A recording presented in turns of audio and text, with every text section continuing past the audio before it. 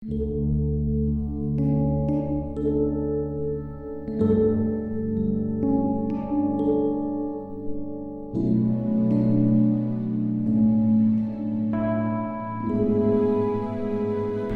pagi saudara yang dikasihi Tuhan.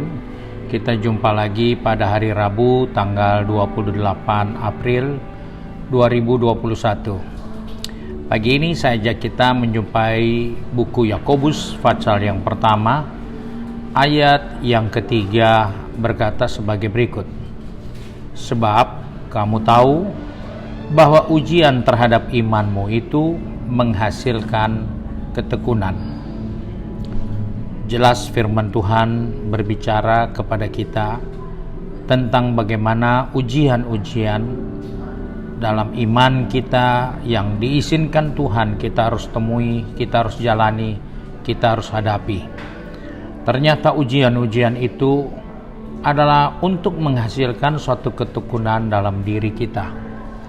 Nah, sebagai orang percaya seringkali kita tidak bisa dikatakan tekun di tengah-tengah kita menikmati keberhasilan, kita menikmati kesuksesan, usaha berhasil, kekayaan bertambah, terus kita tekun. Kecenderungan di saat kita mengalami kelimpahan, kita tidak tekun lagi. Bahkan kita tidak menjaga iman kita.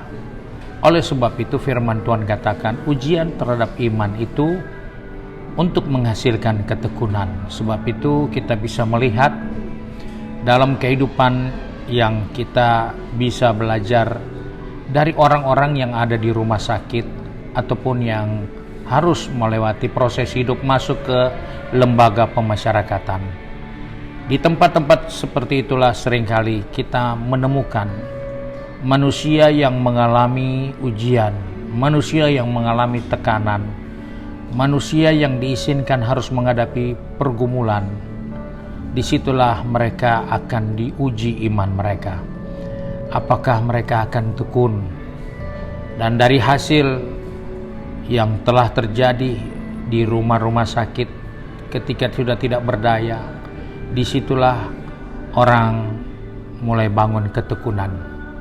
Ketika dia sudah ada di tempat yang tidak nyaman, manusia mulai bangun ketekunan. Di penjara orang mulai berdoa. Di penjara orang mulai membaca kitab suci. Di penjara orang mulai ingat kembali hal-hal yang benar, hal-hal yang baik.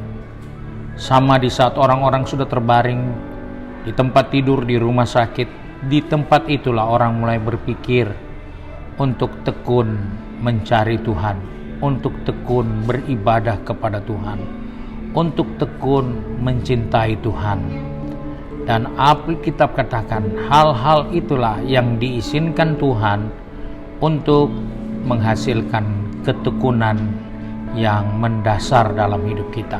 Sebab itu hari-hari ini di tengah pergumulan, di tengah tantangan, Allah mengizinkan itu terjadi hanya untuk menghasilkan ketekunan bagi kehidupan kita.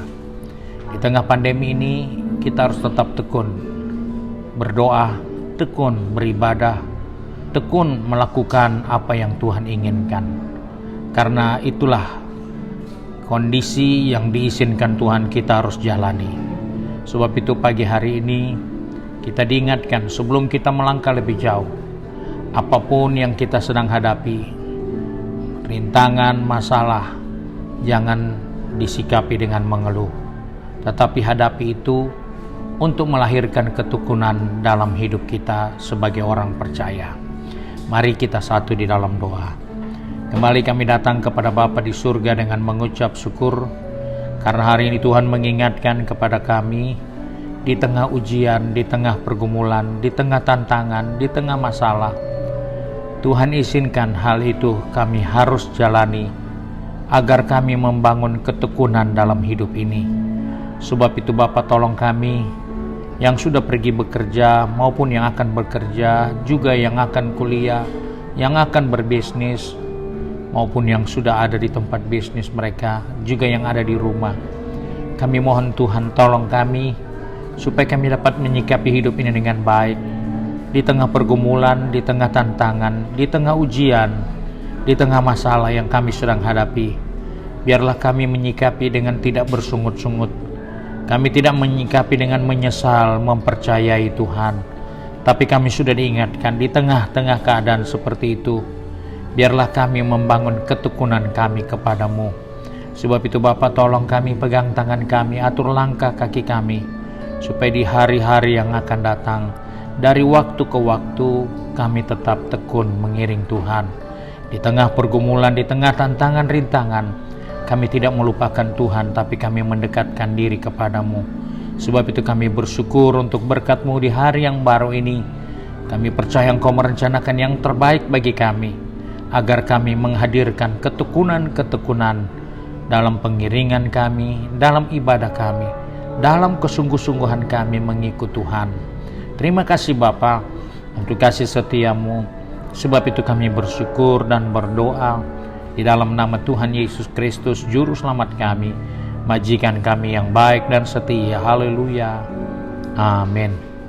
Puji Tuhan, bagi Pelwap hari ini adalah ibadah Pelwap yang dimulai pada jam 4 sore. Tuhan Yesus memberkati saudara.